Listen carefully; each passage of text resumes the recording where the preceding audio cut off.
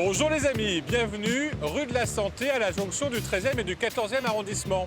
Elle est connue pour accueillir la célèbre et dernière prison parisienne. Mais elle doit son nom à une autre institution, une maison de santé créée par Anne d'Autriche, devenue l'hôpital psychiatrique Sainte-Anne. Alors vous allez me dire qu'avec un hôpital psychiatrique et une prison, cette rue de la Santé n'est pas très gaie. Mais c'est mal de connaître car nous avons découvert dans le quartier des adresses surprenantes et surtout des personnages hauts en couleur. Suivez-moi, vous ne serez pas déçus.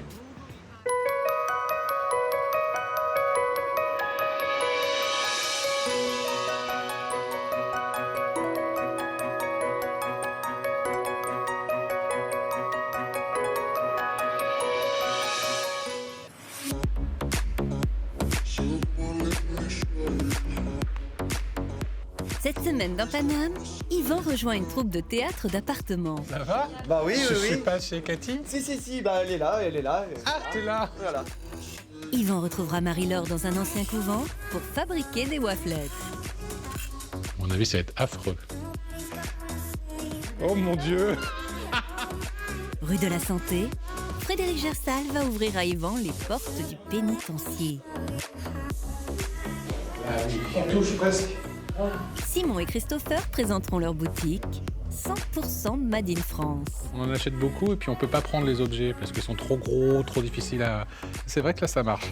Mais tout de suite, direction l'atelier d'un horloger où le temps semble s'être arrêté. Salut Farid! Bonjour Yvan. Comment tu vas? Ben, je t'attendais. Alors comme tu vois, là je suis en train de débaucher une aiguille pour une pendule mystérieuse de Robert Houdin. Alors, attends, explique-moi. Justement, c'est quoi une pendule? C'est quoi une horloge? Moi, je sais pas faire la différence. Alors une Ou pendule, c'est pareil? non, une pendule fonctionne avec des ressorts, une horloge fonctionne avec des poids. C'est D'accord. l'organe moteur. J'aurais cru le contraire, Tout parce à que fait. pendule avec des... Non? Beaucoup de gens confondent. Beaucoup disent, je vous emmène mon horloge et c'est une pendule. Alors là, elle est finie notre aiguille ou Non, là on n'a qu'une ébauche, il y a encore beaucoup de travail à faire dessus. Donc voilà, donc après, si tu préfères, on aura toutes les plumes ici à faire ressortir. Donc à retravailler tout le corps ici, qui soit bombé comme la longueur de la flèche. Ça remonte à quand, effectivement, l'horlogerie, les Alors, premières horloges? L'horlogerie. Alors, l'horlogerie, c'est très vieux. On va se retrouver... Bon, là, si on prend cette pièce-là, 17e, Laquelle? qui est là, devant nous. Cette pendule a été faite, donc, pour la royauté, pour le roi ou Waouh. son frère, la famille royale. Elle est signée Turet, un horloger français. Là, si on prend ce mouvement qui est magnifique aussi, on va retrouver ici un coq qui est le pont de balancier, Un qui est coq, tout le ouvragé. pont de balancier. Un coq, voilà. Ça, c'est ça, le Ça coq. s'appelait un coq. C'était donc tout découpé, tout ouvragé, tout gravé. Oui, c'est ça, parce qu'en plus, c'est joli. C'est très beau. Voilà. C'est-à-dire que ça, on le voyait pas. Oui, mais c'était C'était beau dans quand la même. mécanique, mais c'était très beau. Les piliers qui étaient très beaux, qui étaient très travaillés. Les piliers, Là, c'est quoi? ici, ça. Pour avoir une force constante, les ressorts étaient forgés. Donc, ils n'étaient pas tout le temps de même épaisseur. Le D'accord. ressort est à l'intérieur de ce barillet-là. Et ici, regarde, on a une petite chaîne, la chaîne de vélo, la chaîne de Vaucanson, Ouais. La chaîne là. de Vaucanson.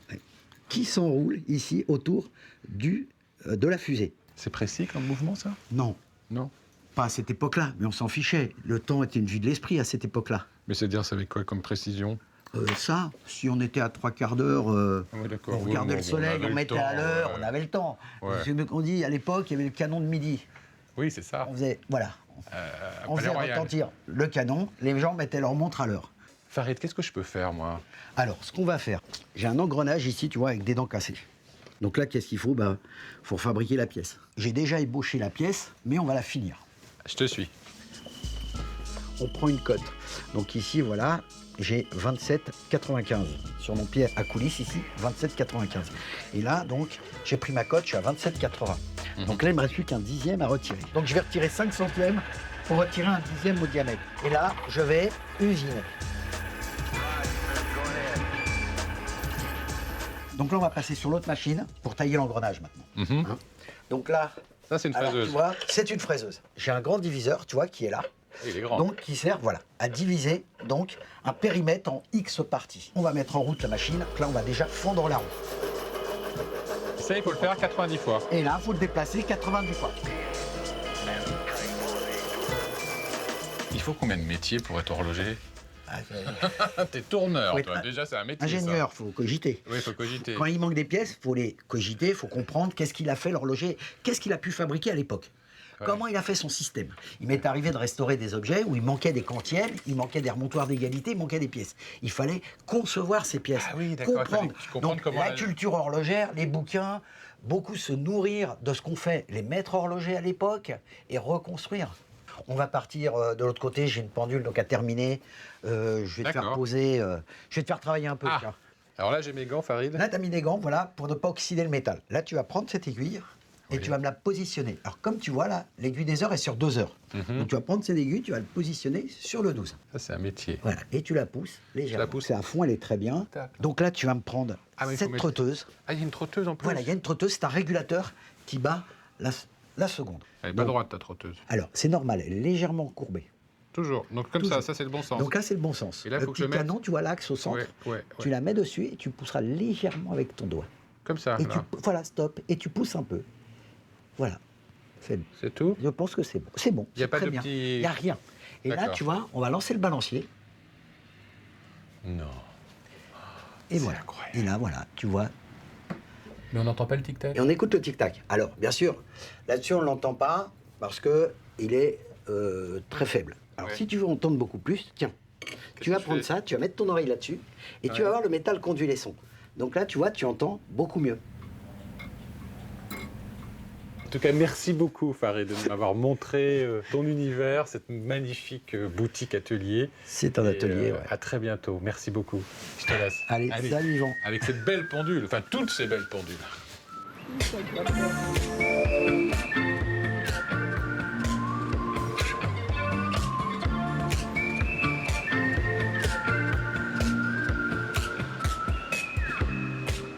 Direction boulevard Auguste Blanqui, où Yvan a rendez-vous avec Christopher et Simon.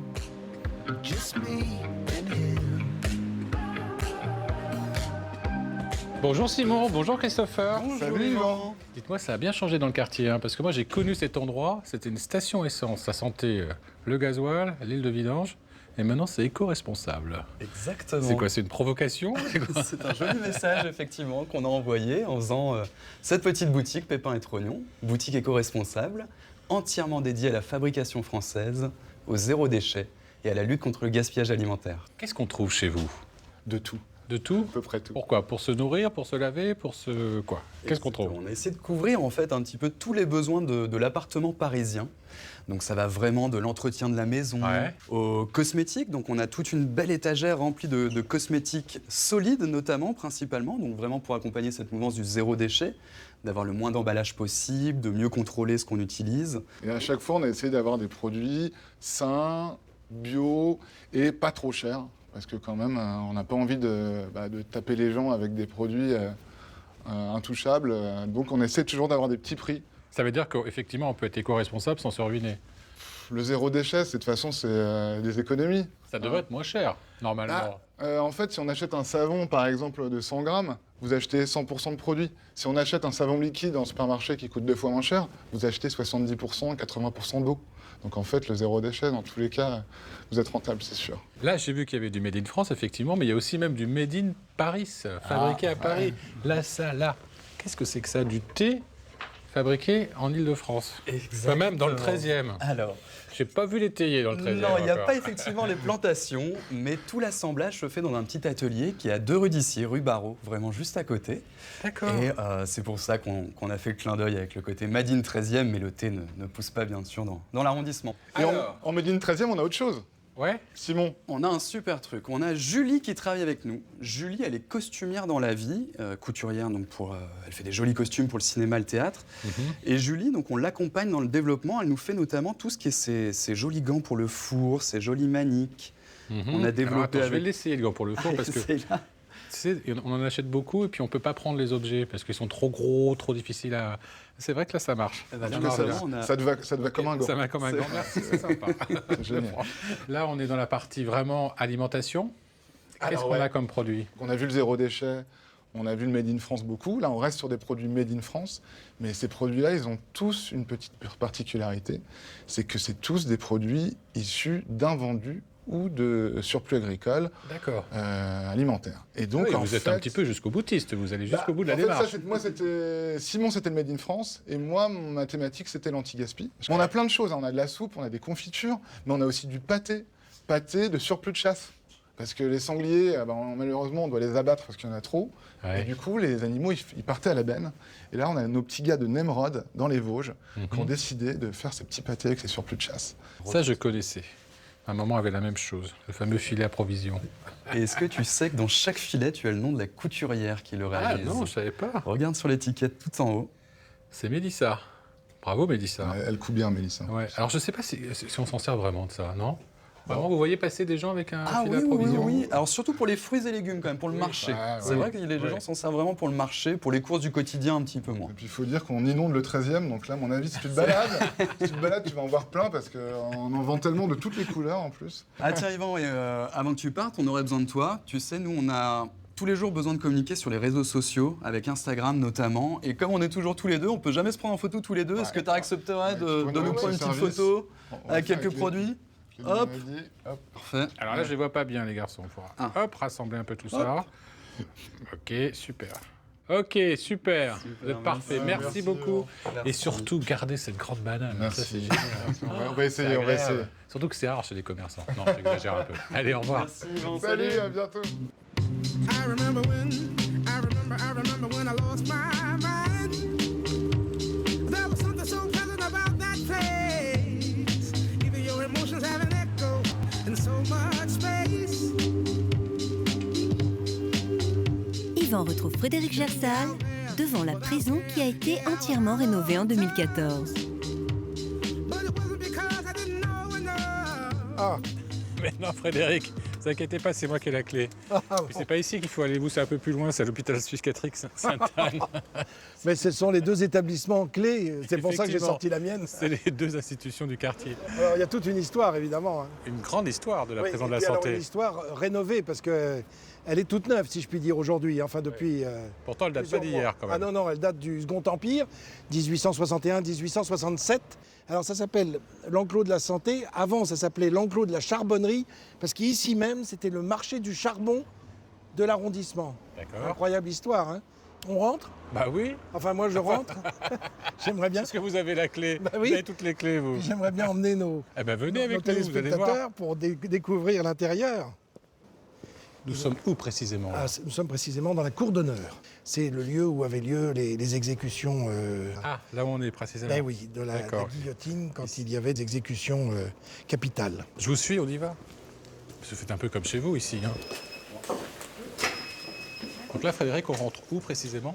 Ben là, on est au niveau de la rotonde qui permet une surveillance sur toutes les ailes de la prison. Et quand on regarde bien, eh bien, on a la succession de cellules tout autour. D'accord. Qui peut être incarcéré à la prison de la santé? Alors, il faut être domicilié à Paris, en fait. Et comment sont répartis les détenus?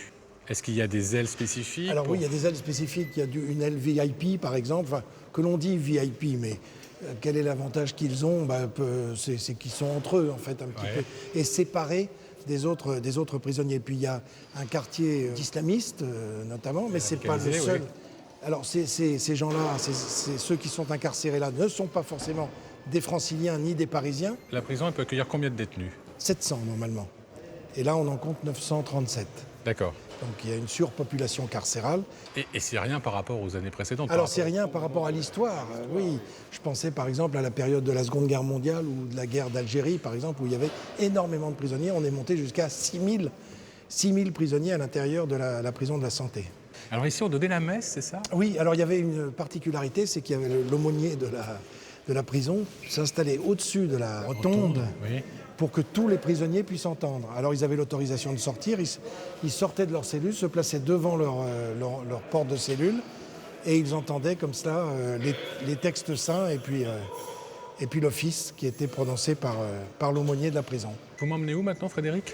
Bien écoutez, je pense qu'on va aller voir des coursives et puis on va aller voir les parloirs si vous voulez bien. Je voulais vous montrer ces deux cellules, une récente, c'est-à-dire qui a été entièrement rénovée, restaurée, refaite, et puis comment elle était auparavant, c'est-à-dire avant 2014, mais même bien avant 2014 d'ailleurs.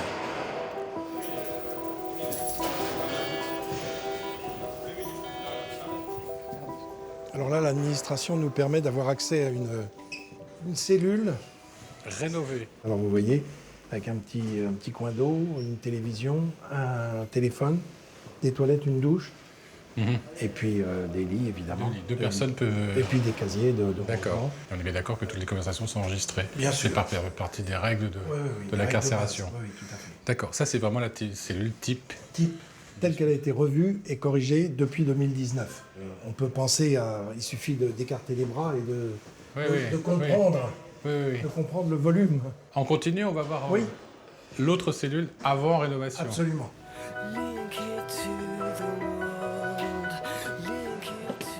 Alors, il y a de quoi regarder à l'intérieur. Ouais, personne. Ah bah si, quelqu'un nous attend. Ah oui. Vous voyez? Ah oui, c'est une autre ambiance. Et regardez là, cette fois, Là, oui. on touche presque. Incroyable. Eh bien écoutez, on va terminer avec le parloir. On peut. Et puis les coursives qui y Les mènent. coursives qui y mènent, oui. Allez, je vous suis. On va fermer, hein. Ah bah oui.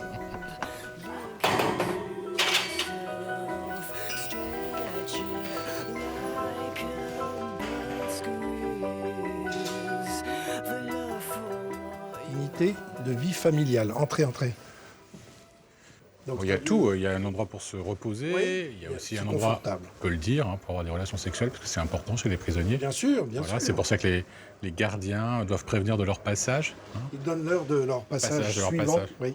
D'accord. Pour laisser un laps de temps au... D'accord, donc il y a un petit lit, il y a un frigo, il y a un endroit pour passer effectivement 7 heures. Ben voilà, une journée en famille, quoi, D'accord. tout simplement. Merci Frédéric de m'avoir fait découvrir Avec plaisir. ce lieu, cette institution qui Oui. fait aussi partie de la vie et de l'histoire de Bien Paris, sûr, bien sûr. de Paname.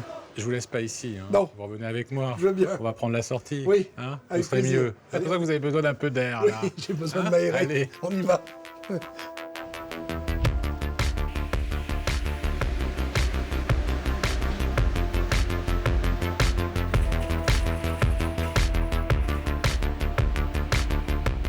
Yvan a rendez-vous maintenant avec Marie-Laure, qui fabrique de délicieuses petites gaufrettes. Salut Marie-Laure. Comment ça Bonjour va Yvan, avec ce beau temps? c'est super. Allez, on se check. Allez, coude à coude. Dis donc, c'est drôlement sympa chez toi. Eh ben, bienvenue au village Reille. Qu'est-ce que c'est que le village Le Reille? village Reille, c'est un ancien couvent des franciscaines, qui s'est transformé en tiers-lieu récemment. Les sœurs sont parties au mois de décembre et nous sommes arrivés en février. Ok, tu me Oui, montres? allez, viens. There's a place I go to when no one knows me. It's not lonely, it's a necessary thing. It's a place I made up, find out what I made of. The nights I've stayed up, counting stars and fighting sleep. Let it wash over me, I'm ready to lose my feet. Take me off to the place where we're made. Voilà la cuisine des anciennes locataires. D'accord. Alors on va refermer Ouais. et puis tu vas mettre ton tablier. Bosser avec toi, Petit hein. tablier pour travailler. Alors, qu'est-ce qu'on va faire? Ma spécialité, c'est les waflettes. Donc, c'est des biscuits de type gaufrette que je fabrique à l'ancienne. Voilà. Eh bien, on y va. Allez. J'utilise de la levure de boulanger déshydratée. Là, tu blanchis. Le beurre est... Hop. Et alors, ça commence à prendre, là, non? Écoute, ça claque. C'est ça que Ah oui, je pense que tu vois, là, ça va décoller, regarde. décoller, c'est-à-dire que La ça pâte va décolle des décoller. parois. Ouais. Et là, c'est bon. Ça veut dire qu'elle est bonne. Ouais. Qu'est-ce que tu ressens quand tu fais de la pâtisserie, toi? Ah, moi, je suis toujours épatée. Pour moi, c'est toujours un miracle. Comment Et, ça? Moi, pour moi, c'est l'école de l'humilité, la pâtisserie. Je vais te montrer Oui, et montre-moi. puis après, tu fais.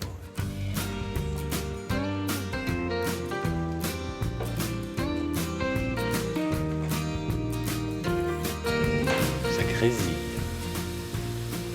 Eh bien, figure-toi que la cuisson se fait à Louis. Ouais. Quand j'entends plus rien, c'est bon. C'est cuit. Ok, donc tant que ça grésille, c'est que c'est pas cuit. C'est pas cuit. Donc à Est-ce moi. que tu veux essayer? Oui, j'y vais. Alors, j'appuie. Voilà. C'est une grosse mémère. Ça serait une grosse waflette. À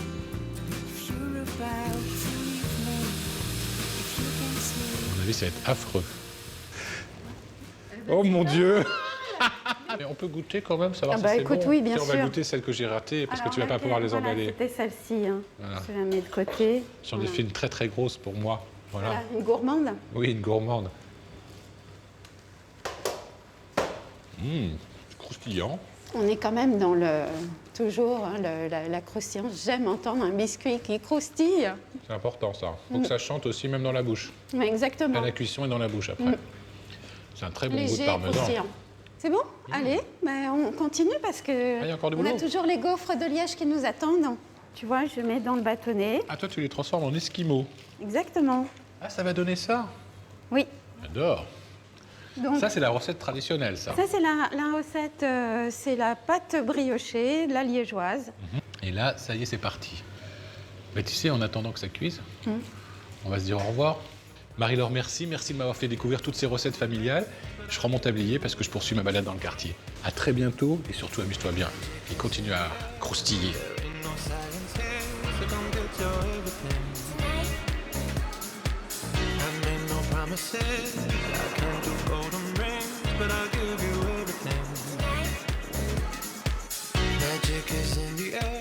Yvan rejoint Cathy dans un appartement où l'on s'apprête à sonner les 3 coups.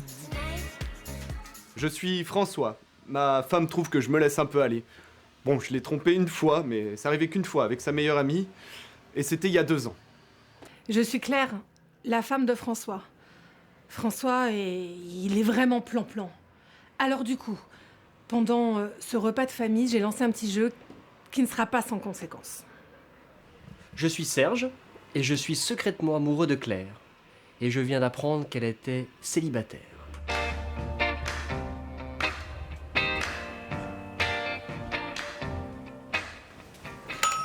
Je suis pas chez Cathy? Si, bah elle est là, elle est là. Ah, t'es là. Voilà.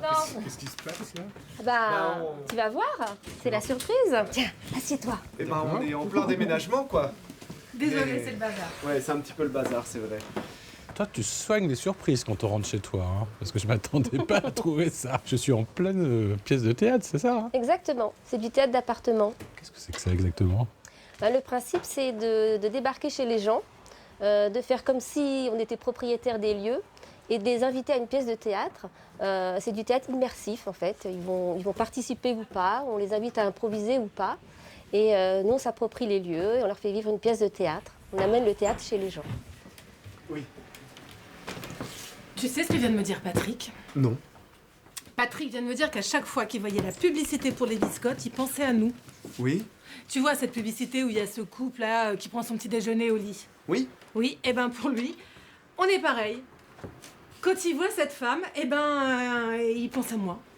Bah moi, ça m'a foutu la journée en l'air, cette réflexion de Patrick. Ah bah j'ai l'impression, oui. Alors du coup, bah je lui ai dit qu'on se séparait. Quoi?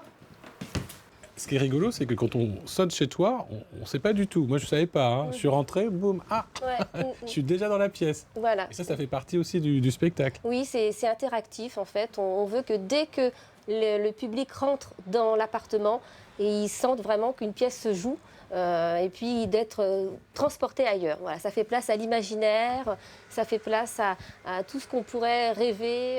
Voilà. Oh, excusez-moi. Bah je vous en prie, vous cherchez quelque chose? Non, mais à vrai dire, je suis un peu perdu. Alors, maintenant qu'on est potes, Serge, je peux bien te le dire. Avec Claire, on n'a jamais été séparés. C'est parti d'un petit jeu, et on a continué pour voir la réaction de nos potes. Ah. Une sorte de test. Mais tu n'as pas peur que ce soit dangereux de laisser croire qu'une fille aussi délicieuse que Claire est disponible? Mais c'est un jeu. Il y a des jeux qui peuvent mal tourner. Imagine qu'elle y prenne goût. En une journée? En 10 secondes, mon vieux. Qui a eu l'idée de faire ce théâtre à la maison? C'est toi? Ça remonte loin. Dans ma première compagnie de théâtre, on avait monté un Barbe Bleue en appartement. Et d'ailleurs, qu'on va peut-être reprendre. Et du coup, on avait envie vraiment d'amener le théâtre dans les appartements, dans les maisons. Hein. Et bon, on s'est dit vraiment que c'était une idée à creuser. Ça existait déjà, le théâtre en appartement, mais pas de cette façon. Nous, c'est vraiment, on se sert, on s'imprègne des lieux. C'est ça qui prime. Ça veut dire que là, par exemple, vous avez un peu déménagé, quoi. Vous avez caché. Voilà. Vous n'avez pas enlevé les meubles, mais vous avez ça. caché. Comme le sujet, c'est un déménagement, l'occasion d'un déménagement, du coup, on a mis des draps, on arrive avant, et puis des fois, on change les cadres. Hein. Là, il y a des cadres qui sont un peu rajoutés, voilà. Vous mettez un peu le bazar, quoi. On met un peu le bazar, ouais, ça peut arriver. On transforme les lieux.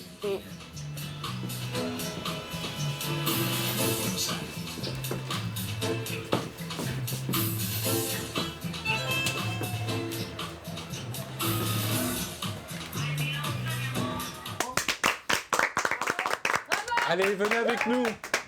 Venez avec nous, la compagnie des petits chantiers, dirigée, mise en scène par Cathy et Bertrand. On va terminer cette émission ici, on va baisser notre rideau. On a fait une superbe balade dans le quartier. Je vous invite vraiment à voir ou revoir cette émission sur notre site internet francetv.fr, à venir me parler sur les réseaux sociaux. Puis on se retrouve la semaine prochaine pour une nouvelle balade dans Paname. Merci.